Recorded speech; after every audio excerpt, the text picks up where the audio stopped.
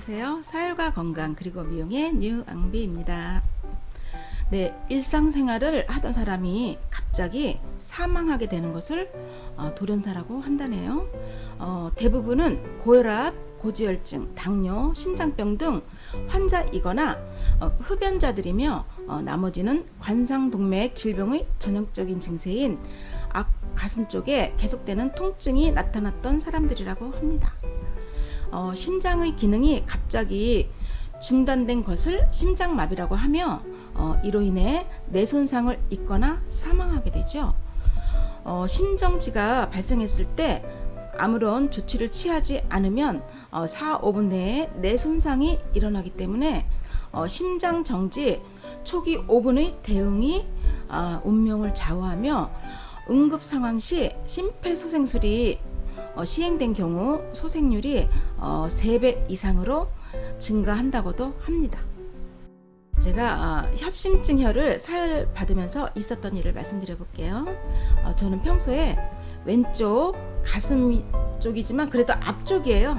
앞쪽에 그 부분이 이렇게 손톱으로 긁는 듯한 통증, 철사로 긁는 듯한 통증, 그리고 철사 같은 거를 이렇게 살에 이렇게 끼워서 이렇게 꼬는 듯한 그런 통증, 그리고 가슴이 갑자기 철렁 내려앉으면서 목 있는 데까지 답답함을 느끼는 그런 통증.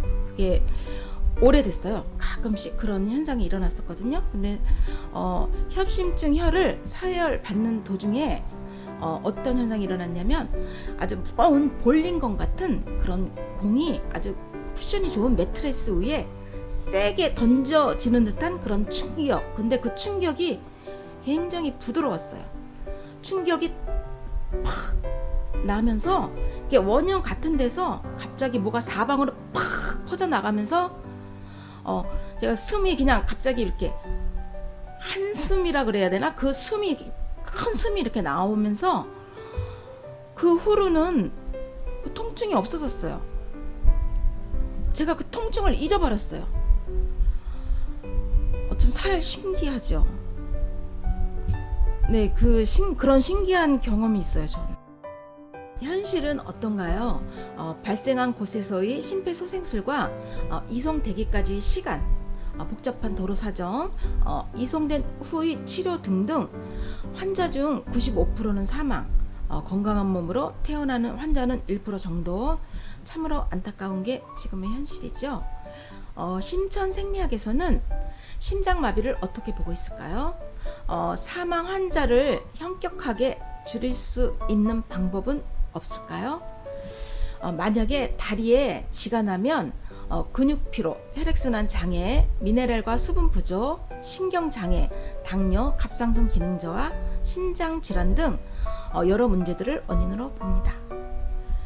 하지만 근본 원인은 깨끗한 피가 돌지 못한 것이며 혈액순환의 문제죠.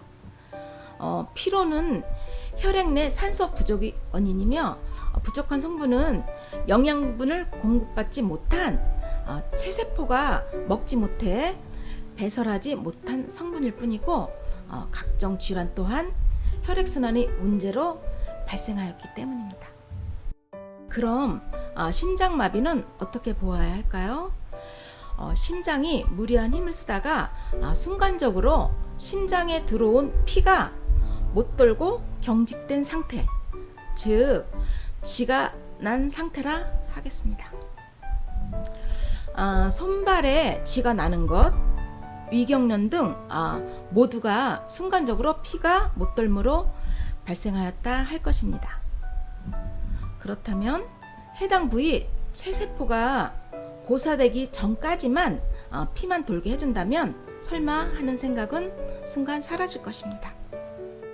응급 상황 시 5번 협심증혈과 30번 급체혈 두 곳을 각각 5에서 7회 정도 사혈만 해준다면 99% 이상 회복이 가능할 것입니다.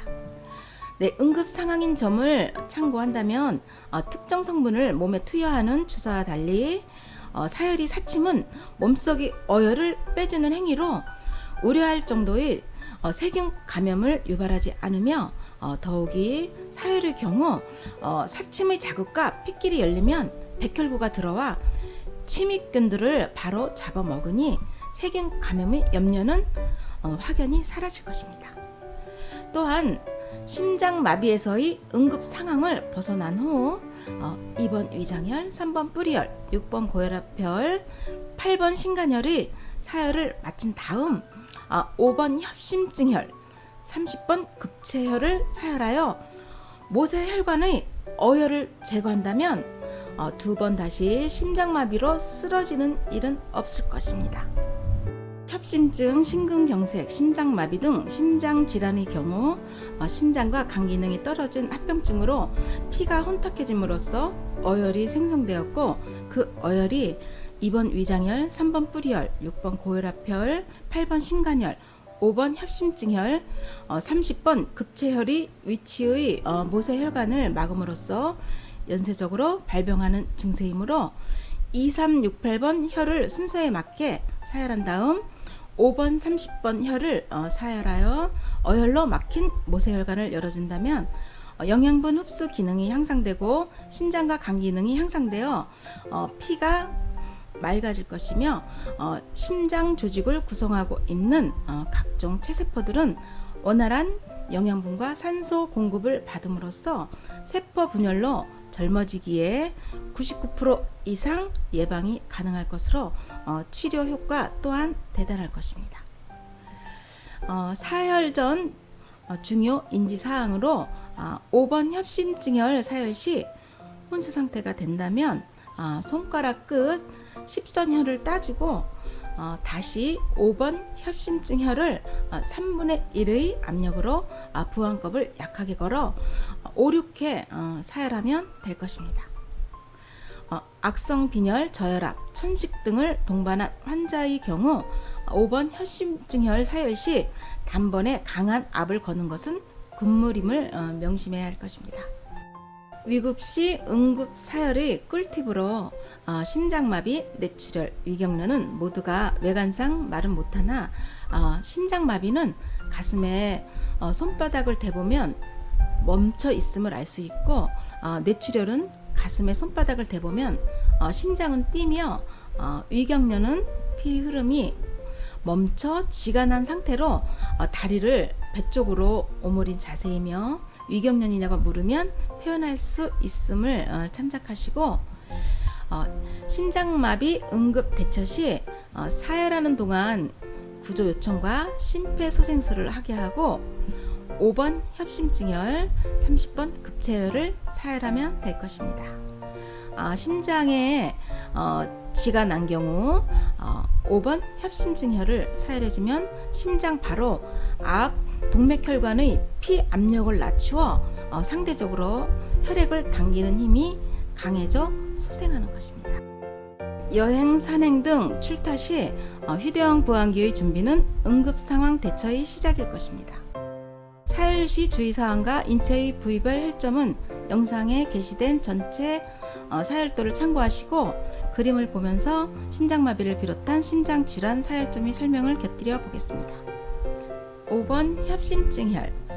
협심증혈은 두 곳이 있는데 위쪽은 유두와 유두를 연결한 선의 중간 지점이며 아래쪽은 명치 급소 삼각점 아래 안쪽 즉 명치 끝 지점으로 아래 위 어느 쪽에 어혈이 쌓여도 같은 증세가 오는데 보통 위쪽이 80% 정도의 비중을 차지합니다. 손을 대보아서 습기가 많거나 온도가 찬 곳을 사혈합니다. 협심증 증세로 숨이 차거나 가슴이 두근거리고 불안하며 초조할 때, 저혈압, 심근경색, 폐결핵, 심장에 통증이 올 때, 해소천식, 가래가 많을 때 5번 협심증혈, 32번 기관지혈을 동시 사혈합니다. 30번 급체혈. 양쪽 견갑골이 중앙에서 5cm 하단 지점으로 손으로 눌러보았을 때 압통이 심하게 느껴지는 지점이며 몸 뒤에서 오장육부로 흘러 들어가는 혈관의 중심 혈자리로 급체혈은 위장으로 들어가는 혈을 열어주는 혈이기 때문에 위장혈의 보조 혈자리입니다. 급체나 위경련에는 30번 급체혈, 2번 위장혈을 사혈합니다. 2번 위장혈, 명치인 급서와 배꼽을 기점으로 한 중간 지점으로 어혈이 잘 나오지 않기 때문에 꾸준한 노력이 필요한 사혈점이며 각종 위장병, 식욕부진, 위경련, 속쓰림이 혈자리입니다. 심장마비 시 2번 위장혈, 5번 협심증 혈을 동시 사혈합니다. 위경련 또는 급체 시 2번 위장혈, 30번 급체혈을 동시 사혈합니다. 3번 뿌리혈, 배꼽과 치저고를 기점으로 배꼽 쪽에서 60% 아래 지점으로 몸이 앞부분을 운행하는 혈행의 중심이 되고 어혈이 잘 나오지 않기 때문에 꾸준한 노력이 필요한 사혈점이며 설사, 변비, 얼굴이 기미가 벗겨지는 혈자리입니다. 검은 피부나 밤색 피부를 희게 하고 싶다면 2번 위장혈, 3번 뿌리혈, 6번 고혈압혈, 8번 신간혈을 사혈합니다.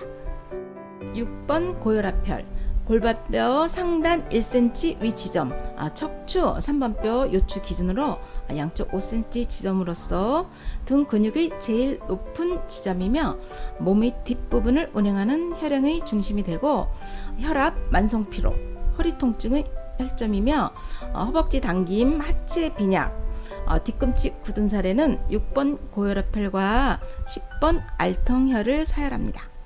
8번 신간혈, 7번 견비통혈과 6번 고혈압혈을 이은 선상에 7번 혈에서 아래로 60% 지점으로 등 근육의 제일 높은 등줄기 부위며 신장과 간 기능을 회복하는 혈점으로 어혈이 비교적 잘 나오는 부위로 생혈 손실의 주의가 요구되는 혈자리며 몸이 붓는 증세, 비만, 만성피로, 신부전증 초기, 혈액속 요산 과다, 지방간, 간염, 몸에 푸른빛이 나는 증세, 등이나 얼굴의 뾰루지나 각종 피부병, 백선 원반증 등의 혈자리입니다.